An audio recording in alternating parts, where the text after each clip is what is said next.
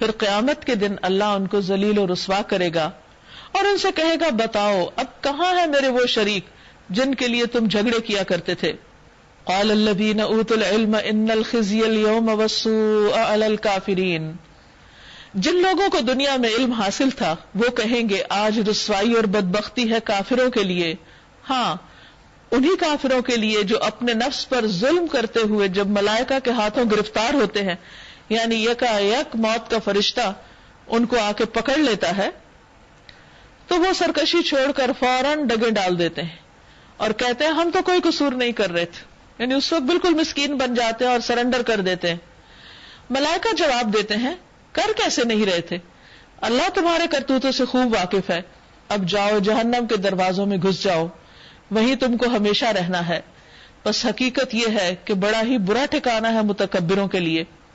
تو یہاں سے ایک بہت اہم بات پتہ چلتی ہے، وہ یہ کہ انسان دنیا میں اپنی آزادی کو انجوائے کر رہا ہے، اپنی مرضی سے کھاتا ہے، پیتا ہے، سوتا ہے، جاگتا ہے، بولنے کی بھی آزادی ہے، جس کو جو جی چاہے کہہ دیتا ہے، اللہ کی عبادت کرے یا نہ کرے، تو خوب اپنی آزادی انجوائے کر رہا ہے.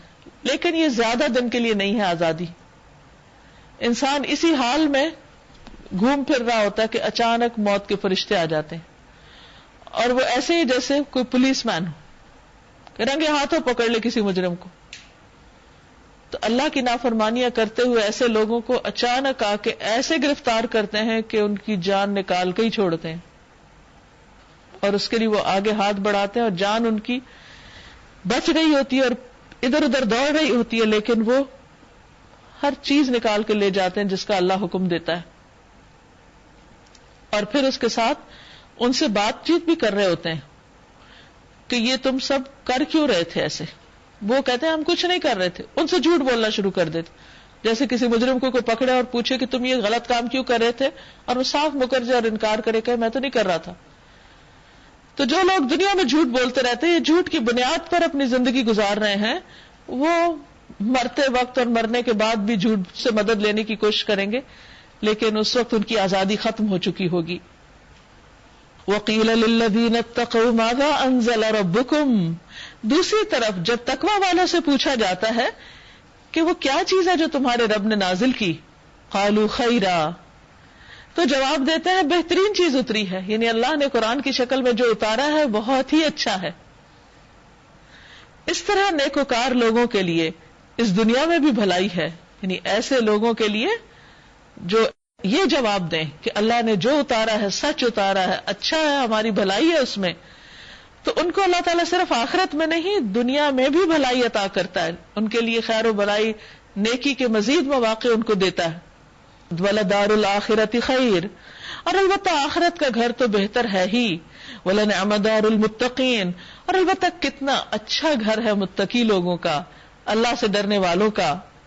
جنات عدن يدخلونها، ہمیشہ کی جنتیں جس میں وہ داخل ہوں گے، تجری من تحتها الانہار، جن کے نیچے نہریں بہ رہی ہوں گی، اور سب کچھ وہاں عین ان کی خواہش کے مطابق ہوگا.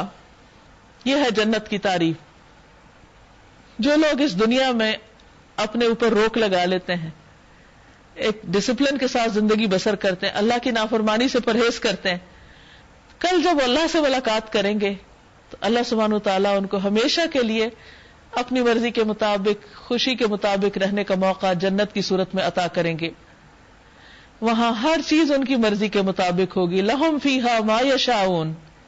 اب دیکھیے کہ دنیا میں انسان کتنی بھی کوشش کرے، کتنا بڑے سے بڑا انسان بھی کیوں نہ ہو، ہر چیز اپنی مرضی نہیں کر سکتا. حتیٰ کہ اگر اس کی بہت زیادہ بھی اتھارٹی ہو تو پھر کیا ہوتا ہے، مثلا فوڈ کے معاملے میں ریسٹرکشنز ہو جاتی ہیں، ہیلتھ کے معاملے میں اور بہت سی چیزوں کے معاملے میں طرح طرح کی رکاوٹیں آتی. زندگی میں انسان اپنی ہر خواہش پوری کر ہی نہیں سکتا. کہتے ہیں نا ہزاروں خواہشیں ایسی کہ ہر خواہش پہ دم نکلے، بہت نکلے مگر میرے ارمان کم نکلے. یعنی انسان کتنی بھی خواہشیں پوری کرے وہ پوری نہیں ہو سکتی دنیا میں، وہ صرف آخرت میں ہی ہوگی. کذالک یجزی اللہ المتقین، اسی طرح اللہ متقی لوگوں کو جزا دیتا ہے. الذین تتوفاہم الملائکۃ طیبین، یہ وہ لوگ ہیں کہ جب فرشتے ان کی جان نکالنے آتے ہیں تقوی والوں کی، یقولون السلام علیکم، تو السلام علیکم کہہ کے ان کی جان لیتے ہیں، یعنی ان پر سلامتی کی دعا بھیجتے ہیں، اور پھر خوشخبری دیتے ہیں ادخلوا الجنت بما کنتم تعملون، اور جنت میں داخل ہو جاؤ بوجہ اس کے جو تم عمل کرتے تھے، یعنی جنت تمہارے اعمال کا بدلہ ہے. هل ينظرون الا ان تأتيهم الملائکۃ او یأتی امر ربک. اب یہ لوگ جو انتظار کر رہے ہیں تو اس کے سوا اب اور کیا باقی رہ گیا ہے کہ ملائکہ ہی آ پہنچے یا تیرے رب کا فیصلہ صادر ہو جائے. اس طرح کی ڈٹائی ان سے پہلے بہت سے لوگ کر چکے ہیں، تو جو کچھ ان کے ساتھ ہوا وہ ان پر اللہ کا ظلم نہ تھا بلکہ ان کا اپنا ظلم تھا جو انہوں نے خود اپنے اوپر کیا. ان کے کرتوتوں کی خرابیاں آخر کار انہیں دامنگیر ہو گئیں، اور وہی چیز ان پر مسلط ہو گئی جس کا وہ مذاق اڑاتے تھے، یعنی اللہ کا عذاب.